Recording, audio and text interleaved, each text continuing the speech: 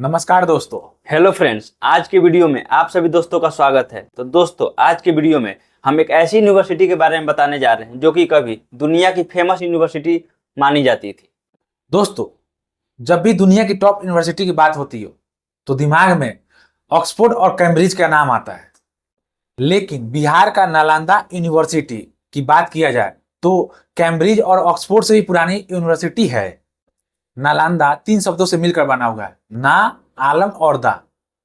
इसका मतलब है ऐसा उपहार जिसका कोई सीमा नहीं है। आग की लपटें पुस्तकें को जला सकती है लेकिन ज्ञान को नहीं मिटा सकती है। तो दोस्तों, आज के हम वीडियो में बात करने वाले हैं हाल में ही पीएम मोदी द्वारा नालंदा यूनिवर्सिटी का पुनः उद्घाटन किया गया। तो आइए हम जानते हैं नालंदा यूनिवर्सिटी के खासियत के बारे में और नालंदा यूनिवर्सिटी का क्या इतिहास रहा है। तमाम जानकारी इस वीडियो के माध्यम से देखेंगे। तो दोस्तों, चलिए बिना देरी की वीडियो को स्टार्ट करते हैं। और अगर आप चैनल पर नए हैं तो चैनल को सब्सक्राइब जरूर कर लीजिएगा, क्योंकि हम लोग ऐसा ही इंफॉर्मेटिव वीडियो बनाते रहते हैं।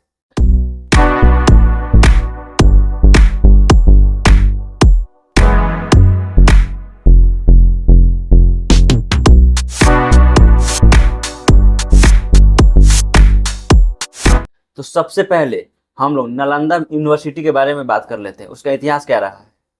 दुनिया की सबसे पुरानी यूनिवर्सिटी की बात की जाए उसमें नालंदा यूनिवर्सिटी का नाम जरूर आता है, क्योंकि नालंदा यूनिवर्सिटी ऑक्सफोर्ड यूनिवर्सिटी से भी 5 साल पहले से अस्तित्व में था। दुनिया जिसे ज्ञान का अद्वितीय केंद्र मानती थी। ये जो नालंदा यूनिवर्सिटी है वही यूनिवर्सिटी है ना जिसमें 90 लाख से भी ज्यादा का पुस्तकों का घर माना जाता था। बिल्कुल सही बात। नालंदा विश्वविद्यालय का इतिहास 7 शताब्दियों से लंबा रहा है। पूरी दुनिया में शिक्षा का केंद्र रहा नालंदा विश्वविद्यालय आखिर 800 साल के बाद फिर से पुनः जीवित हुआ है, क्योंकि 17 देशों के सहयोग से और भारत सरकार ने इस कैंपस का फिर से लोकार्पण किया है। और इस नालंदा यूनिवर्सिटी का प्रधानमंत्री नरेंद्र मोदी ने अपने हाथों से इसका उद्घाटन किया। और नालंदा यूनिवर्सिटी के नए उद्घाटन के दौरान पीएम मोदी, नीतीश कुमार और बिहार के राज्यपाल भी मौजूद रहे। इसके साथ 17 देश के राजदूत भी अवेलेबल थे। नालंदा यूनिवर्सिटी जिसका उद्घाटन 1-2 दिन पहले हुआ है, वो कब बना था और किसने बनवाया था। 5वीं सदी में सम्राट कुमार गुप्त प्रथम ने 415 से लेकर 454 ईसा पूर्व में नालंदा यूनिवर्सिटी का स्थापना किया था और 7वीं शताब्दी तक जाते जाते ये महान विश्वविद्यालय बन चुका था। नालंदा यूनिवर्सिटी देखने में काफी विशाल दिखता है, तो उसका कैंपस कितना बड़ा है। नालंदा यूनिवर्सिटी की भव्यता इतनी थी कि 300 बड़े कमरे, 7 बड़े हॉल और 9 मंजिला लाइब्रेरी, और इसके साथ कई एकड़ में फैला हुआ है इसका पूरा कैंपस। हर सब्जेक्ट के लिए डीपली स्टडी करने के लिए 9 मंजिला इमारत वाला लाइब्रेरी बनाया गया था, जिसका नाम धर्म गुंज रखा गया था। ये जो लाइब्रेरी की आपने बात की, ये वही लाइब्रेरी है ना जो कि 90 दिनों तक लगातार जलते रह गई थी। जी बिल्कुल, उसमें लगभग 90 लाख से ज्यादा किताबें थी और खिलजी द्वारा उसमें आग लगा दी गई थी, जो कि 3 महीने से ज्यादा लगातार जलती रही किताबें, फिर भी किताब खत्म नहीं हुआ। इससे आप अंदाजा लगा सकते हो कि कितनी किताबें रही होंगी। इस विश्वविद्यालय का कहानी बताते आ रही है कि भारत का ज्ञान सदियों से दुनिया को रोशन करते आ रहा है। इतनी बड़ी नालंदा यूनिवर्सिटी में उस टाइम कौन कौन पढ़ने आते थे, क्योंकि माना जाता है कि उस टाइम महान वैज्ञानिक आर्यभट्ट भी वहां पे शिक्षा देने के लिए आते थे। जी देखिए, नालंदा विश्वविद्यालय जो है इसीलिए खास बना क्योंकि जो बड़े बड़े वैज्ञानिक, बड़े बड़े महान जो शिक्षक होते थे उसमें वो पढ़ाया करते थे। इसीलिए नालंदा विश्वविद्यालय इतना पॉपुलर और इतना इतिहास में अपने आप में एक बड़ा धरोहर बन गया। वही बात करा जाए, आर्यभट्ट से लेकर नागार्जुन, बद्धपालिता और इवन आर्यदेव का भी नाम शामिल है, उसमें वो पढ़ाया करते थे। इसलिए नालंदा विश्वविद्यालय में इंडिया का छोड़ो, उस जमाने में बाहर विदेश से लोग आके पढ़ाई करते थे। वहीं अगर यहाँ पे पढ़ने की बात किया जाए तो बहुत सारे विदेश से लोग आके यहाँ पढ़ाई करते थे।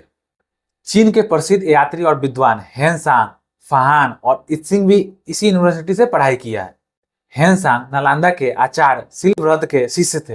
रिपोर्ट्स के मुताबिक हेनसांग ने नालंदा यूनिवर्सिटी से लगभग 6 साल तक कानून की पढ़ाई की थी।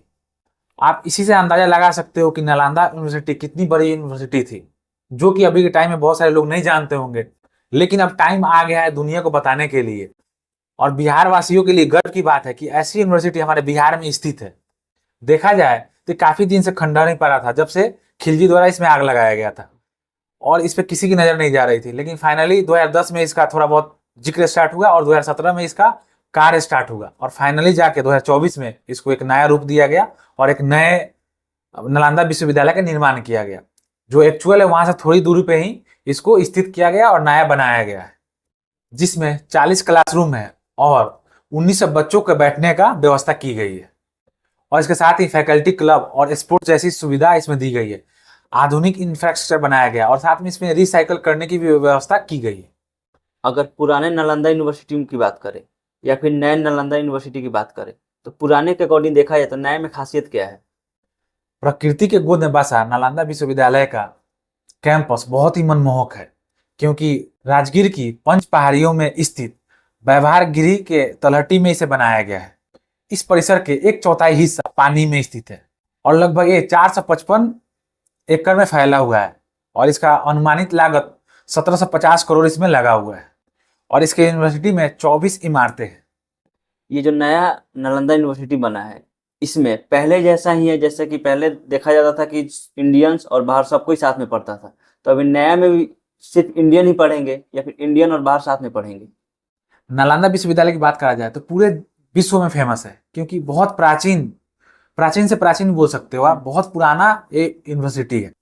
और बात किया जाए यहाँ पे नेशनलिटी के, तो मोदी जी ने भी मंच पे बोला था कि यहाँ पे कोई नेशनलिटी के अकॉर्डिंग पढ़ाई नहीं होगी, जहाँ से मन करे वहां से बच्चे आके पढ़ाई कर सकते हैं। और दुनिया के कई देशों से यहाँ पे छात्र आने लगे हैं, लगभग 20 से ज्यादा देश के छात्र यहाँ पे आके पढ़ाई करने लगे हैं। नालंदा यूनिवर्सिटी की बात करें तो ये वर्ल्ड में काफी फेमस है। इसमें कोई भेदभाव नहीं था, सब कोई एक समान पढ़ाई करता था। फिर क्या जरूरत पड़ी खिलजी को कि इस पे हमला करना पड़ा, जो कि 800 साल से ये खंडहर बना रहा? नालंदा विश्वविद्यालय अपने आप में एक इतिहास था और खिलजी को इस पे हमला इसलिए करना पड़ा था क्योंकि नालंदा विश्वविद्यालय में बौद्ध धर्म का, हिंदू धर्म का, बाकी सारी धर्मों का पढ़ाई ज्यादा होती थी। खिलजी चूंकि इस्लाम से बिलोंग करते थे, तो खिलजी नहीं चाहता था कि यहाँ पे बौद्ध धर्म का ज्यादा लोग प्रचार हो पाए या किसी और धर्म का प्रचार हो पाए।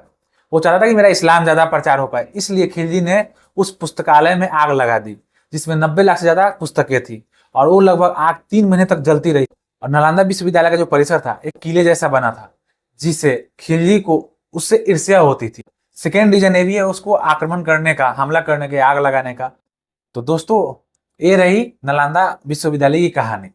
ऐसे बिहार में बहुत सारा चीज है और गवर्नमेंट चाहे तो वहां पे बहुत सारा चीज ला सकती है, डेवलपमेंट करके बिहार को एक समृद्ध राज्य बना सकती है, लेकिन वहां की गवर्नमेंट हमेशा सोती रहती है, आपको पता ही है, कुछ चीजें नहीं करती है।